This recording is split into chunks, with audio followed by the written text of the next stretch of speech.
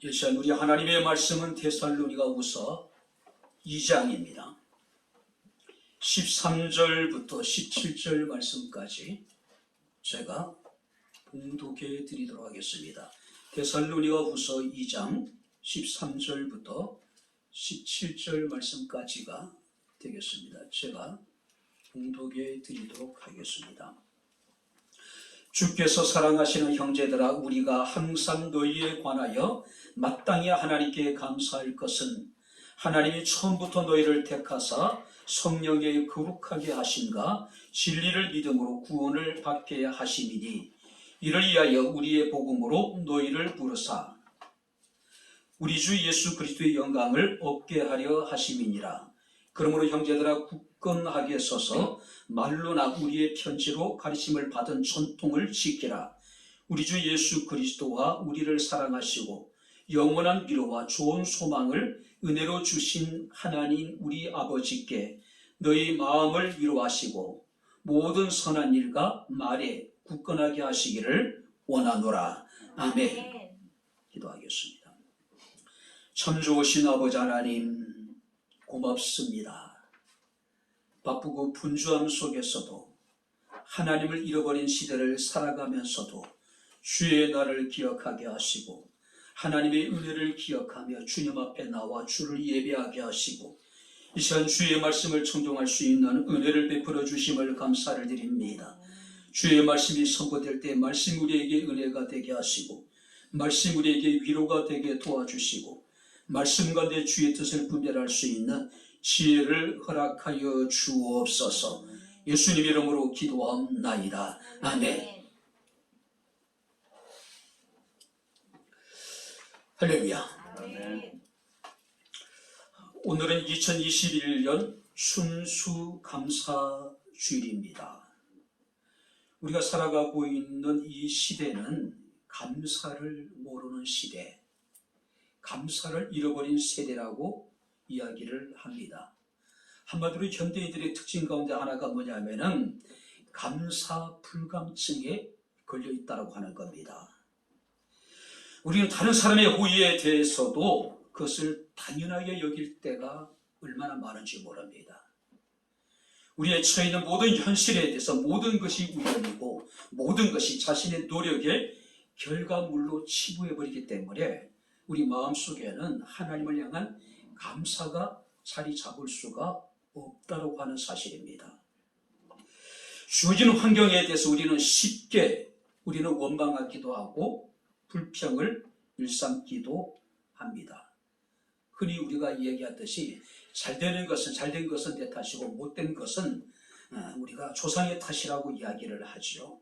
부모의 탓이기도 하고 또 환경의 탓이기도 하고 기성세대의 탓이기도 하고 사회적인 구조의 탓이라고 우리는 이야기할 때가 얼마나 많은지 모릅니다.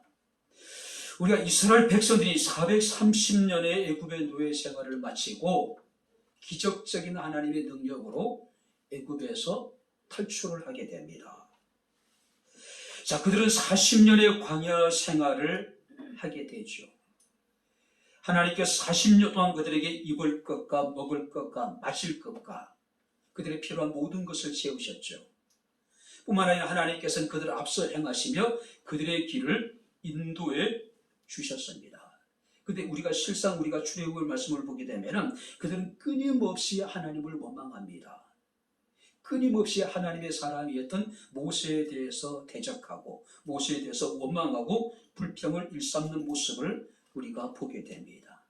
바로 오늘 우리는 어쩌면 40년의 광야 생활 가운데 끝없이 하나님께 원망하고 불평을 일삼았던 이스라엘 백성들의 모습을 그대로 볼 수 있지 않나 생각이 됩니다. 자, 본 해커라고 하는 분은 이런 얘기를 합니다. 기독교인과 비기독교인을 구분하는 방법은 간단하다라고 이야기를 해요. 자, 비기독교인은요, 불평과 원망을 일삼는다면은 기독교인은 범사에 감사하는 마음으로 살아가는 사람이라고 이야기를 합니다. 그래서 우리가 사도 바울은 로마 박해로 인해 가지고 어려움을 겪고 있는 데살로니가 교회 성도들을 향해서 데살로니가전서 5장 16절 18절 말씀을 보게 되면 항상 기뻐하라. 쉬지 말고 기도하라.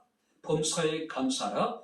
이는 우리를 향하신 하나님의 뜻이라고 말씀을 하고 있습니다. 감사는 선택이 아니라 모든 믿는 자들에게 있어서 필수라고 하는 겁니다. 특히 오늘 본문 13절 말씀을 보게 되면 사도 바울은요, 우리가 마땅히 하나님께 감사할 것이 있다라고 이야기를 합니다. 여기서 마땅히라고 하는 것은 문자적인 의미로 뭐냐면은 빚을 진다는 의미예요. 빚지다. 그죠? 자, 오늘 우리가 마태복음 6장에 보게 되면은 주님의 기도가 나오죠. 우리가 우리에게 죄 지은 자를 사하여 준 것 같이 우리 죄를 사하여 주옵시고. 자, 그런데 이 마태복음 6장의 주님의 기도문을 직역하게 되면 이렇습니다. 우리가 우리에게 빚진 자를 탕감하여 준 것 같이 우리의 빚도 탕감하여 주시옵고. 자, 죄를 사해 달라고 기도했는데 그 죄가 원문에 보게 되면은 우리가 진 빚을 의미하고 있는 거예요. 자, 바울이 여기서 마땅히 우리가 하나님께 감사한다라고 하는 것은 여기서 마땅하다는 의미는 뭐냐면은 우리가 빚을 진다라고 하는 의미가 있는 거예요. 아마 여러분들이 한번 어려움을 다 살아가면서 경험해 봤죠. 아마 살아가면서 빚을 져보지 않은 사람은 아무도 없을 거예요. 가까운 형제들에게, 또 우리가 주변의 지인들에게, 또 우리가 때로는 은행을 통해서 우리는 대출을 받아서 빚을 지기도 하죠. 그런데 모든 빚의 가장 큰 특징이 뭡니까? 빚은 반드시 갚아야 된다고 하는 사실이에요. 자, 개인의 빚이든지 은행의 빚이든지 그 빚은 어떤 방법을 동원해서라도 반드시 청산을 해야 된다는 거죠. 청산하지 않으면요, 대인관계라든지 사회생활이 불가능한 것이 우리의 현실이라는 거죠.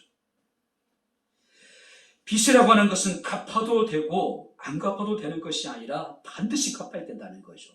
달리 표현하면요, 사람이 빚을 지고 그 빚을 반드시 갚아야 되듯이 우리가 마땅히 하나님께 감사한다고 하는 것은 빚을 지는 사람들이 빚을 갚듯이 우리가 범사에 하나님 앞에 감사하는 것이 당연하다는 거예요.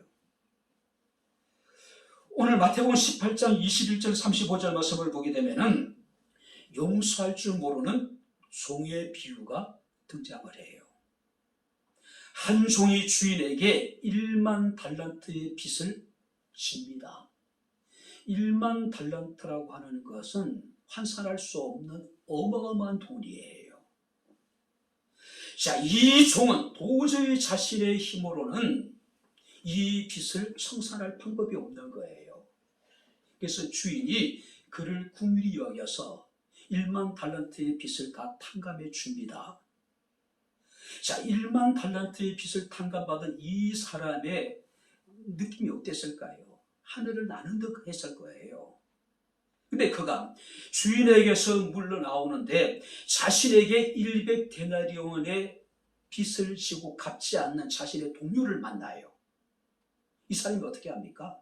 그의 멱살을 잡고 그를 끌고 감가에 가죠. 그죠? 쉽게 얘기해서 경찰서로 끌고 간 거예요. 그리고 빚을 갚지 않는다는 제목으로 감옥에 가둬버려요.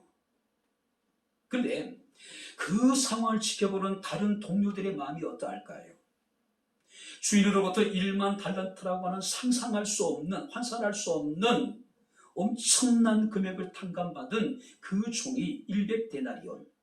100데나리온이라는 것은 한 데나리온은 노동자의 하루의 품값이에요. 우리가 단지 우리가 10만 원이라고 계산해 보게 되면 아마 1000만 원 정도, 하루 일당이 우리가 20만 원이라고 하면은 아마 이제 2천만 원 정도. 실제적으로 1만 달란트의 60만 분의 1에 지나지 않는, 크지 않는 돈이란 말이에요. 자, 이 사실을 보고받은 주인이 결국은요, 자신이 1만 달란트를 탕감해 준 그 종을 다시 불러서 감옥에 가둬버려요. 하나라도 갚지 않고는 결코 나올 수 없을 것이라고 이야기하는 모습을 우리가 보게 됩니다. 자, 감사는 마땅히 해야 됩니다. 감사는 우리가 끊임없는 노력을 통해서 계속해야 된다는 거예요. 빚을 청산하기 위해서는 밤잠을 자지 않고 열심히 일을 해야 되잖아요. 빚을 청산하기 위해서는 온 가족들이 정말 똘똘 뭉쳐야지 되잖아요. 우리가 감사라고 하는 건 그렇게 해야 된다는 거죠. 자, 그런데 사도 바울이 여기서 말하고 있는 감사의 조건이라고 하는 것은 영적인 것입니다. 일반적인 감사와는 차원이 다른 감사임을 우리는 발견하게 됩니다. 자, 그렇다면은 우리가 2021년 추수감사절을 맞이해서 우리가 마땅히 하나님께 감사해야 될 것이 있다고 하는데 그것이 무엇인지 우리가 말씀을 살피면서 우리가 함께 은혜를 나누도록 하겠습니다. 자, 먼저 13절 말씀 우리 다시 한번 같이 읽겠습니다. 주께서 사랑하시는 형제들아, 우리가 항상 너희에 관하여 마땅히 하나님께 감사할 것은 하나님이 처음부터 너희를 택하사 성령에 거룩하게 하신가 진리를 믿음으로 구원을 받게 하심이니. 13절 말씀을 보게 되면은 우리가 항상 너희에 관하여 마땅히 감사할 것은 하나님이 처음부터 너희를 택하사. 할렐루야. 하나님이 처음부터 우리를 택하심에 대해서 우리가 마땅히 감사해야 된다는 거예요. 자, 여기서 처음부터라고 하는 것은 영원 전부터, 우리가 복중에 생기기 전, 우리가 출산되기 전부터 하나님께서는 우리를 택하여 주셨다라고 하는 사실이에요. 특별히 성경 말씀을 보게 되면 너희를 택했다, 이게 택했다라고 의미는 어떤 의미냐면은 특별한 목적을 위하여 특별히 하나님께서는 우리를 선택하셨다는 사실이에요. 자, 그러니 그리스도인들은 믿지 않는 사람들과는 다른 특별한 존재라는 거예요. 그리스도인에게서 최고의 감사가 있다면 바로 그것은 하나님의 예정입니다. 하나님의 택하심이에요. 하나님께서는 시시콜콜한 목적을 위해서 우리를 선택한 것이 아닙니다. 단지 우리가 나만이 잘 먹고 잘 살게 하기 위해서 하나님 우리를 선택하신 것이 아니란 이야기예요. 특별한 목적을 위해서 특별히 우리 한 사람 한 사람을 하나님께서는 택하여 주셨다는 거죠. 이 택함에 대한 감격이 얼마나 컸던지 사도 바울은 자신의 서신을 쓸 때마다 제일 먼저 하나님의 택하심에 대한 감격과 기쁨을 찬양하고 있어요. 로마서 1장 1절 말씀을 보게 되면 예수 그리스도의 종 바울은 사도로 부르심을 받아 하나님의 복음을 위하여, 한번 따라해 보시기 바랍니다. 택정함을 받았으니 복음을 위하여 하나님으로부터 택함을 받았다라고 고백하고 있는 거예요. 뿐만 아니라 갈라디아서 1장 1절 말씀을 보게 되면 사람들에게서 난 것도 아니요 사람으로 말미암는 것도 아니요 오직 예수 그리스도와 그를 죽은 자 가운데 살리신 하나님 아버지로 말미암아 사도된 바울은, 그러니까 사람에 의해서 자신이 세워진 것이 아니라 오직 예수 그리스도와 그를 죽은 자 가운데 달리 살리신 하나님의 은혜로 말미암아 자신이 사도로 세움을 받게 되었다는 사실이에요. 오늘 사랑하는 성도 여러분들, 우리가 마땅히 감사할 이유가 있어요. 우리의 상황과 우리의 현실과 내 처해 있는 내 어떤 감정과 관계없이요, 무조건 우리가 감사할 이유가 분명히 있다는 거죠. 하나님이 나를 선택해 주셨다는 거죠. 나를 택해 주셨다는 거예요. 자, 그렇다면 왜 하나님이 나를 택하셨을까요? 우리가 13절 말씀을 보게 되면은 주께서 사랑하시는 형제들아, 주께서 사랑하시는 형제들이라고 이야기를 합니다. 뿐만 아니라 에베소서 1장 4절 6절 말씀을 보게 되면은 바울이 에베소교회 성도들을 향해서 하나님이 창세전에 우리를 택하셨다라고 이야기를 하고 있어요. 자, 우리는 구체적으로 왜 하나님이 나를 선택하셨는지 알 수가 없어요. 그러나 우리가 성경에 나타나 있는 말씀을 통해서 깨달을 수 있는 것은 단지 하나님이 우리를 사랑하셨다라고 하는 사실이에요. 이미 하나님이 영원전부터, 하나님은 처음부터 태초에 우리를 선택을 하셨는데 왜 하나님이 나 같은 사람을 선택했는지 우리가 알 수가 없어요. 근데 확실한 것은 뭐냐면은 하나님이 나를 사랑하셨다는 거예요. 로마서 5장에 보게 되면은 우리가 죄인되고 우리는 연약한 사람들이고 우리는 하나님과 원수된 사람들이란 말이에요.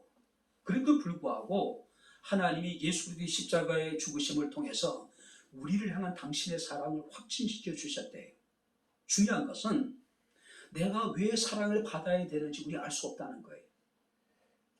나는 이런 하나님의 사랑을 받을 만한 자격도 또 공로도 의로움도 없다라고 하는 사실이에요. 근데 중요한 것은 그럼에도 불구하고 하나님 나를 사랑하셨다는 사실입니다. 할렐루야. 그래서 하나님이 우리를 사랑하셔서 우리를 택해 주셨다는 거죠. 이 선택의 교리에 있어서 우리가 참 하나님 앞에 감사할 수밖에 없는 이유가 바로 여기에 있는 거예요. 우리가 세상적으로 보면은요, 정말로 세상에는 나보다 훨씬 더 사랑을 받을 만한 자격을 가진 사람들이 얼마나 많은지 몰라요. 근데 왜 하나님이 나를 사랑하셨을까요? 왜 하나님이 나 같은 사람을 선택해 주셨을까요? 우리가 연약한 존재이고 우리는 죄인된 존재이고 우리는 하나님과 원수된 사람이었는데 왜 하나님 나를 사랑해 주셨다는 이야기죠. 우리가 신명기 7장 7절 말씀을 보게 되면은 이스라엘 백성의 택하심에 대해서 말씀하고 있습니다. 여호와께서 너희를 기뻐하시고 너희를 택하심은 너희가 다른 민족보다 수여가 막는 연고가 아니라 너희는 모든 민족 중에 가장 적다라고 이야기를 해요. 전 세계에서 가장 강력한 영향력을 가진 민족이 누굽니까? 유태인이에요. 유태인들이 가진 특징이 뭡니까? 선민사상이에요.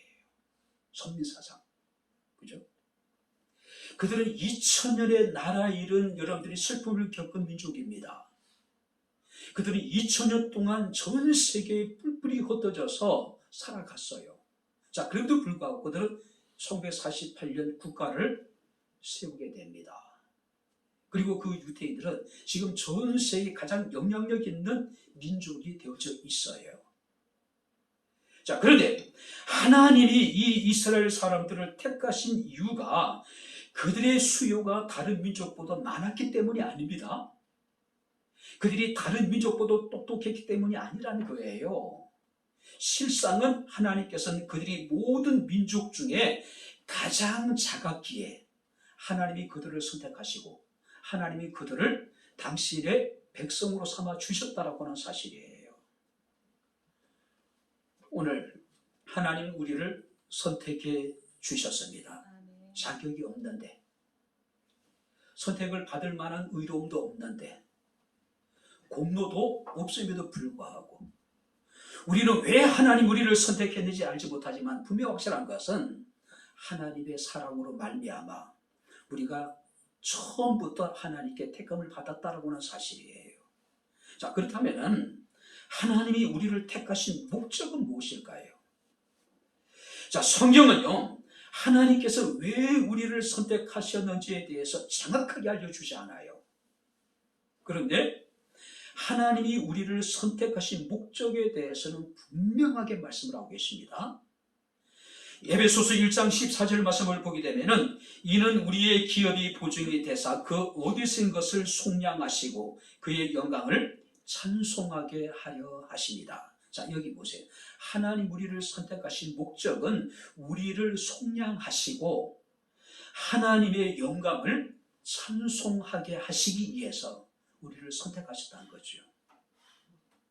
뿐만 아니라 우리가 이사야 43장 21절 말씀을 보게 되면은 이 백성은 내가 나를 위하여 지었나니 나를 찬송하게 하려 하심이라. 할렐루야. 하나님이 우리를 선택하신 목적은 간단합니다. 하나님의 영광을 찬송하는 것이고 바로 하나님을 찬송하는 것. 그것을 위해서 하나님께서 우리를 선택해 주셨다라고 하는 겁니다. 사람들은요, 많은 것, 사람들은 큰 것을 선호해요. 교회도 큰 교회가 좋은 것 같죠. 자동차도 이왕이면 100이랑이 큰 것이 좋은 것이고요. 아파트도 이왕이면 평수가 넓은 것이 좋지 않을까요? 이왕이면 내가 다니는 직장도 큰 회사면은 훨씬 더 좋지 않을까요? 사람들은 끊임없이 큰 것을 추구하고 있습니다. 뿐만 아니라 사람들은 많은 것을 좋아해요. 사람들은 지혜로운 사람, 능력 있는 사람, 문벌 좋은 사람, 강한 사람, 힘 있는 사람들을 좋아합니다. 그러나 하나님은 그렇지 않았다라고 하는 사실이에요. 세상의 작은 것들, 세상에 미련한 것들, 세상에 약한 것들, 세상에 천한 것들을 택하셔서 당신의 자녀로 삼아 주셨다는 사실이에요. 사랑하는 성도 여러분들, 우리가 마땅히 하나님께 감사할 이유가 있답니다. 빚을 청산하기 위해서 정말로 무던히도 애쓰고 정말 밤잠 자지 않냐고 수고하는 사람이 일을 하듯이 우리가 범사의 하나님께 마땅히 감사할 이유가 있다고 하는 겁니다. 그 이유가 뭐예요? 하나님이 우리를 택하여 주셨다는 사실입니다. 아멘. 처음부터 내가 선악을 알기 전에, 내가 옳고 그른 일을 행하기 전에 처음부터 하나님이 우리를 택하여 주셨다는 겁니다. 마땅히 감사할 수 있기를 바랍니다. 할렐루야. 아멘. 마땅히 감사해야 된다는 거죠. 두 번째 말씀을 보시기 바랍니다. 13절에 하나님이 처음부터 너희를 택하사 성령에 거룩하게 하심과 진리의 믿음으로 구원을 받게 하심이니. 두 번째가 뭡니까? 성령에 거룩하게 하심. 자, 여기 보세요. 신학자들은 그런 이야기합니다. 인류 최대의 사건은 두 가지입니다. 첫 번째가 뭐냐면은 하나님이 태초에 천지를 창조하셨다는 겁니다. 할렐루야. 이것이 우리의 믿음의 출발이에요. 두 번째가 뭐냐면은 예수 그리스도로 말미암는 구속이에요. 자, 근데 여기서 절대 우리가 간과해서는 안 되는 것이 있습니다. 그것이 뭐냐면은 성령에 거룩하게 하심이에요. 무슨 얘기입니까? 하나님의 천지 창조도, 예수 그리스도의 구속 사역도 우리에게는 놀라운 것입니다. 너무너무 감사한 거예요. 소중한 것입니다. 근데 문제는 만약에 이 모든 것이 성령의 은혜로 말미암아 우리가 거룩함이 없다면,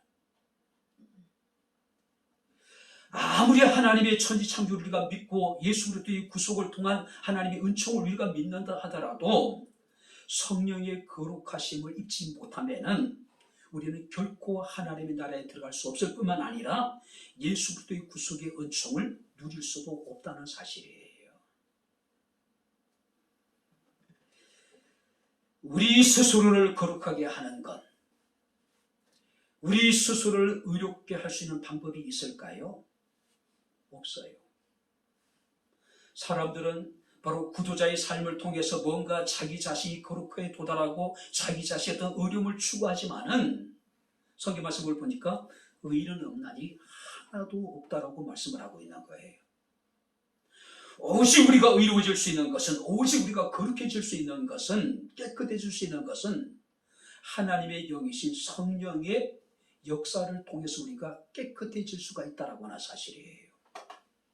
솔로 역정에 보게 되면은 기독교가 이제 그 여행을 떠나게 됩니다. 근데 어느 집에 이제 도착을 하게 돼요. 근데 그 집에 들어가니까 이제 한 방으로 인도하는데 그 방에 지금 손님을 막기 위해서 청소를 하고 있는 중이에요. 먼지가 자욱한 방에 빗자루 가지고 일하는 사람이 열심히 쓸어요. 근데 열심히 쓸면 쓸수록 어떻습니까? 먼지만이 더 뿌옇게 날리는 거, 앞을 분간할 수 없을 정도로. 그래서 기독교가 자신을 인도하는 인도자에게 물었습니다. 이것이 무엇을 의미합니까? 그때 인도자가 얘기합니다. 이것은 율법이라고 이야기를 해요. 우리가 법을 잘 지킴으로 자신을 의롭게 하고 자신을 깨끗하게 한다는 것만큼 어리석은 것이 없다는 이야기예요. 그리고 다시 이제 다른 방으로 이제 데리고 갑니다. 옆방에도 먼지가 많아요. 근데 그 방을 청소하는 사람이 그제 먼지가 가득한 바닥에다가 물을 뿌립니다. 그리고 이제 빗자루로 쓰는 거예요. 먼지가 날리지도 않고 방이 깨끗하게 정리가 돼요. 근데 기독교가 물었습니다. 이것은 무슨 뜻입니까? 그때 이러기를 이것은 성령이니라 하나님의 은혜의 역사라고 이야기를 합니다. 사랑하는 성도 여러분들, 하나님이 우리를 택하셨습니다. 할렐루야. 아멘. 뿐만 아니라 주의 성령을 통해서 우리는 거룩하게 되어졌어요. 우리는 어려워졌다는 이야기예요. 우리는 깨끗해졌다는 이야기예요. 그래서 사도 바울은 로마서 8장 1절 2절에 그러므로 이제 그리스도 예수 안에 있는 자에게는 결코 정죄함이 없나니 이는 그리스도 예수 안에 있는 생명의 성령의 법이 죄와 사망의 법에서 너희를 깨끗하게 하였느니라. 오직 우리가 깨끗해질 수 있는 것, 우리가 의로워질 수 있는 유일한 길은 뭐냐면은 성령의 거룩하게 하게 하심이에요. 성령의 거룩하게 하심. 우리의 의지로 우리가 깨끗해지지 않는다는 거죠. 우리의 노력으로 우리가 의로워지지 않는다는 거예요. 예전에 그런 얘기를 많이 했습니다. 어떤 이는 법이 없어도 살만한 사람이라고 이야기를 합니다. 그가 법이 없어도 살만하고 그가 깨끗하다는 것은, 정직하다는 것은 상대적으로 다른 사람에 비해서 깨끗하다는 이야기지, 완전하신 하나님 앞에서 의인은 없나니 하나도 없다는 이야기예요. 그렇다면 누가 거룩해질 수 있는가? 누가 온전해질 수 있는가? 누가 깨끗해질 수 있는가? 성경 말씀을 보게 되면 성령의 거룩하게 하심을 입은 자들, 우리가 이번 추수감사절을 맞이하면서 우리가 마땅히 하나님께 감사할 이유가 있습니다. 성령께서 우리를 거룩하게 하셨다는 사실입니다. 할렐루야. 우리를 깨끗하게 하셨다는 거죠. 우리를 의롭게 하셨다는 거죠. 세 번째는 뭐냐면 13절 말씀을 보게 되면은 하나님이 처음부터 너희를 택하사 성령의 거룩하게 하심과 진리를 믿음으로 구원을 받게 하심이니. 세 번째 마땅히 감사할 이유가 뭘까요? 진리를 믿음으로 구원을 받게 하심이니. 할렐루야. 아멘. 믿음으로 말미암는 구원이에요. 믿음으로 말미암는 구원. 바로 이것이야말로 우리가 범사에 감사하며 살아가야 하는 궁극적인 이유가 되는 겁니다. 돈이 있기 때문에, 높은 지위를 얻었기 때문에, 세상의 부귀와 명예를 얻었기 때문에 우리가 감사한 것이 아니라 믿음으로 말미암아 우리가 구원을 받았기 때문에 우리가 감사한 거예요. 누군가는 말하기를 인생은 공술의 공수거라고 이야기를 하잖아요. 빈손으로 왔다가 빈손으로 다 돌아갈 존재들이라는 거죠. 그죠? 이 땅의 모든 것은 솔로몬의 말대로 헛되고 헛되니 헛되고 헛되다라고 이야기를 하고 있는 겁니다. 우리가 영원한 하나님의 나라에 들어갈 수 있는 것은 단 하나입니다. 진리신 예수 그리스도를 믿음으로 말미암아. 믿음으로 말미암아. 자, 여기서 진리를 믿음으로 이야기합니다. 여기 진리라고 하는 건 복음을 말하는 것이고, 여기 진리라고 하는 것은 예수 그리스도를 의미합니다. 그래서 누가는 사도행전 4장 12절에 다른 이로서는 구원을 받을 수 없나니 천하 사람 중에 구원을 받을 만한 다른 이름을 우리에게 주신 일이 없다. 한번 따라해 보시기 바랍니다. 오직 예수. 예수 이름을 믿는 그 외에는 우리가 구원을 받을 만한 다른 방법이 없다는 이야기예요. 그리고 우리가 사도행전 16장 31절에 주 예수를 믿으라 그리하면 너와 내 집이 구원을 얻을 것이라고 말씀을 하고 있습니다. 뿐만 아니라 요한복음 3장 16절 말씀을 보게 되면 하나님이 세상을처럼 사랑하사 독생자를 주셨으니 이는 저를 믿는 자마다 멸망하지 않고 영생을 얻게 될 것이라고 이야기를 하고 있어요. 우리가 마땅히 감사할 이유가 있다는 거죠. 그게 뭡니까? 믿음으로 말미암는 구원이에요. 많은 사람들은 신앙생활을 하면서 마음이 편해졌다라고 이야기를 해요. 많은 사람들은 신앙생활의 유익을 다양한 것으로 이야기를 합니다. 그러나 신앙생활의 가장 큰 유익은 뭡니까? 우리가 믿음으로 말미암아 구원을 받았다는 사실이에요. 아무리 신앙을 통해서 많은 것을 얻었다 하더라도 우리가 믿음으로 말미암아 구원을 받지 못한다면 그 신앙을 생활을 통해서 얻은 것이 우리에게 무슨 의미가 있겠느냐는 이야기예요. 내가 교회 다녀서 복을 받아서 우리의 자녀가, 또 내가 신앙생활을 해서 복을 받아서 우리의 사업장이 복을 받고, 또 여러분들이 건강이 회복되고 뭐 얻는 것 참 많지죠. 감사해야 될 거죠. 그러나 더 중요한 건 뭡니까? 믿음으로 말미암아 구원을 받았다는 사실이에요. 구원을 받지 않는 사람들에게 있어서 자식이 잘 되는 것, 사업이 잘 되는 것, 우리가 모든 것이 형통하고 우리가 건강한 것이 무슨 의미가 있겠냐는 얘기예요.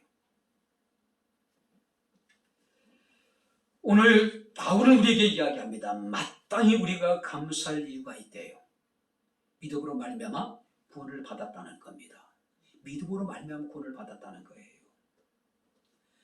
그리스도인의 감사라고 하는 것은 자신의 처해 있는 상황과 또 환경에 관계없이 감사해야 돼요.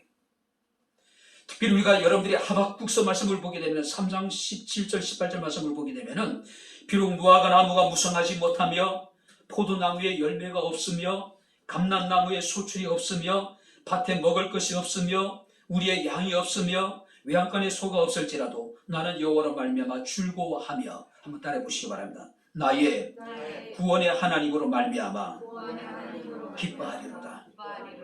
모든 것을 전쟁을 통해 다 잃어버려요. 그럼에도 불구하고 즐거워할 수 있는 것, 그럼에도 불구하고 감사할 수 있는 것, 그럼에도 불구하고 항상 기뻐할 수 있는 이유는 단 하나라는 거죠. 나의 구원의 하나님으로 말미암아 내가 즐거워하고 내가 기뻐하고 내가 감사하겠다는 이야기예요. 무엇 때문에 감사한 것이 아니라 나의 구원의 하나님으로 말미암아 내가 기뻐하겠다, 내가 감사하겠다. 이것이 선지자의 감사라고 하는 사실입니다. 자, 그렇다면 우리가 어떻게 감사해야 될까요? 자, 마땅히 우리가 감사해야 됩니다. 마땅히 감사해야 될 이유도 우리가 알았어요. 그런데 우리가 어떻게 감사할 것인가? 15절 말씀을 한번 보시기 바랍니다. 같이 읽겠습니다. 그러므로 형제들아 굳건하게 서서 말로나 우리의 편지로 가르침을 받은 전통을 지키라. 하나님 나를 택하셨고 성령께서 나를 거룩하게 하셨고 예수들을 믿음으로 말미암아 내가 구원을 받았다. 우리가 마땅히 감사해야 될 분명한 이유예요. 그렇다면 우리가 어떻게 감사할 것인가? 시편 116편의 시인은 이런 문제를 가지고 고민을 했던 것 같습니다. 내게 주신 은혜를 무엇으로 보답할까? 달리 표현하면은 내가 어떻게 감사할까? 근데 미가 선지자는 뜻밖의 이야기를 합니다. 미가서 6장 6절 8절 말씀을 보게 되면은 내가 무엇을 가지고 여호와 앞에 나아가며 높으신 하나님께 경배할까? 내가 번제물로 1년 된 송아지를 가지고 그 앞에 나아갈까? 여호와께서는 천천의 수양이나 만만의 강물 같은 기름을 기뻐하실까? 내 허물을 위하여 내 맏아들을 내 영혼의 죄를 말미암아 내 몸에 열매를 드리면 하나님께 기뻐하실까? 사람아, 주께서 선한 것이 무엇임을 내게 보이셨다고 이야기합니다. 여호와께서 내게 구하시는 것은 오직 정의를 행하며 인자를 사랑하며 겸손하게 내 하나님과 함께 행하는 것이라고 이야기를 해요. 자, 미가가 이르기를 내 허물을 위하여 나의 맏아들을 드리면 하나님이 기뻐하실까? 내 영혼의 죄로 인하여서 내 몸의 열매, 내 자식 가운데 하나를 드리면 하나님이 기뻐하실까? 네, 아니라는 거죠. 하나님이 정말 우리에게 원하시는 것은 우리가 정의를 행하고 우리가 인자를 사랑하고 겸손하게 하나님과 함께하는 것이래요. 자, 그렇다면 본문은, 바울은 우리가 어떻게 하나님께 감사라고 이야기하고 있습니까? 15절 말씀을 보게 되면 굳건하게 서라. 굳건하게 서라. 하나님이 나를 택하시고 성령으로 말미암아 내가 거룩하여지고 믿음으로 말미암아 내가 구원을 받았으니 이 믿음에 견고하여 흔들지 말란 이야기예요. 끝까지 우리가 믿음을 지키란 이야기예요. 그래서 사도 바울은 고린도 교회 성도들을 향해서 내 사랑하는 형제들아 견실하며 흔들지 말고 항상 주의 일에 더욱 힘쓰는 자가 되라고 이야기합니다. 견고하여 흔들리지 말란 이야기예요. 우리가 감사하는 방법이 뭡니까? 믿음에 굳게 서는 겁니다. 할렐루야. 흔들리지 않는 거예요. 두 번째는 뭡니까? 오늘 우리가 15절 말씀을 보게 되면은 끝에 뭐라고 이야기하고 있습니까? 우리의 편지로 가르침을 받은 전통을 지키라. 기독교의 전통을 지키라. 자, 천주교에서 말하는 예식의 전통이 아니에요. 여기서 말하는 전통이라고 하는 것은 하나님의 말씀을 사랑하고 하나님의 말씀을 출구하고 하나님의 말씀을 우리가 지켜나가라. 지켜나가라. 말로만 우리가 감사하는 것이 아니라 믿음에 굳게 서서 내게 선포된 하나님의 말씀을 사랑하고 그 말씀을 출구하고 그 말씀을 우리가 지켜나가는 것이 감사하는 사람의 마땅한 자세라는 거죠. 여러분들은 무엇으로 감사하겠습니까? 우리가 주를 믿기에 참 힘든 시대를 우리가 살아가고 있습니다. 그래도 불구하고 믿음에서 굳게 서서 견고하여 흔들지 않게 되기를 바랍니다. 할렐루야. 뿐만 아니라 주의 말씀 우리가 사랑하고 출구하고 주의 말씀 우리가 지켜 행하는 것, 이것이 감사하는 자의 태도라는 거죠. 이제 말씀을 마칩니다. 하나님은 우리를 택하셨습니다. 성령으로 우리를 거룩하게 하셨습니다.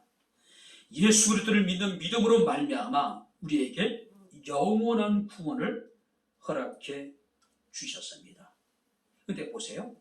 선택과 거룩하게 하심과 구원에 있어서 우리가 할 수 있는 것은 아무것도 없어요. 그렇지 않습니까? 하나님의 선택과 거룩하게 하심과 구원에 있어서 우리의 역할은 없어요. 뭘 말합니까? 사도 바울 에베소서 2장 8절에 너희는 그 은혜에 의하여 믿음으로 말미암아 구원을 받았으니 이것은 너희에게 난 것이 아니요 하나님의 선물이라. 할렐루야. 오직 은혜로 말미암아 하나님의 선택을 받았고 거룩해졌고 우리가 구원을 받았다는 거죠. 하나님이 우리에게 주신 선물이라는 거죠. 추수감사절을 맞이하면서 내가 무엇을 감사할까? 아무리 생각해봐도 딱히 감사할 제목이 생각나지 않는 사람도 있을 수 있을 거예요. 몸도 더 약해졌고 경제적으로 더 힘들어지기도 했고 자녀들은 전혀 변화되지 않고 직장에서는 위태위태하고 사업은 더 어려워지기도 하고 성경 우리에게 말씀하고 있습니다. 세상에서 하나님 우리에게 가장 좋은 선물을 주셨대요. 아멘. 그 선물이 뭡니까? 하나님의 택하심. 아멘. 하나님의 성령은 우리를 거룩하게 하시고 믿음으로 말미암아 우리를 구원해 주셨다라고 하는 사실입니다. 아멘. 그래서 바울은 나의 나 된 것이 하나님의 은혜라고 고백하고 있음을 우리가 보게 됩니다. 바랍니다. 주님을 가장 기쁘시게 할 수 있는 인간이 표현할 수 있는 단 하나의 단어가 있답니다. 하나님의 은혜를 받고 하나님의 선물을 받은 사람이 마땅히 하나님께 감사해야 되는데 정말로 주님을 기쁘시게 하는 인간의 단어가 딱 한 가지 있다고 이야기해요. 그것은 주님 감사합니다. 아멘. 할렐루야. 아멘. 무엇으로 하나님께 감사하겠습니까? 하나님은 천지를 창조하신 하나님이십니다. 세상의 모든 것이 다 주께 속했습니다. 우리가 가진 것 가운데 무엇을 드렸다 하더라도 그것이 하나님에게 무슨 의미가 있겠습니까? 오직 하나님께서 우리에게 원하시는 것 단 하나, 바로 그것은 우리가 진심 어린 마음으로 하나님께 감사하는 것입니다. 주님 감사합니다. 아멘. 할렐루야. 아멘. 우리 주님 앞에 감사를 한번 같이 고백하겠습니다. 주님 감사합니다. 주님 감사합니다. 할렐루야. 아멘. 기도하겠습니다. 하나님 아버지, 하나님의 은혜와 사랑을 진심으로 감사합니다. 오직 하나님의 은혜로 말미암아 택하심을 입고 거룩해 하심을 입고 믿음으로 말미암아 우리가 구원의 은혜를 입게 해주심을 감사를 드립니다. 무엇으로 하나님께 감사하겠습니까? 주님 감사합니다. 주님 감사합니다. 주님 감사합니다. 예수님 이름으로 기도하옵나이다. 아멘. 이제는 우리 주 예수 그리스도의 은혜와 하나님의 크신 사랑과 성령님의 교통 교제의 충만 역사 인도하심이 마땅히 하나님께 범사에 감사함으로 주 이름에 합당한 영광을 돌리기를 소원하는 주의 사랑하는 모든 성도들 머리머리 위에 저들의 가정과 직장과 사업장과 이 교회와 이 나라 이 민족 위에 지금부터 영원토록 함께 있을지어다. 아멘.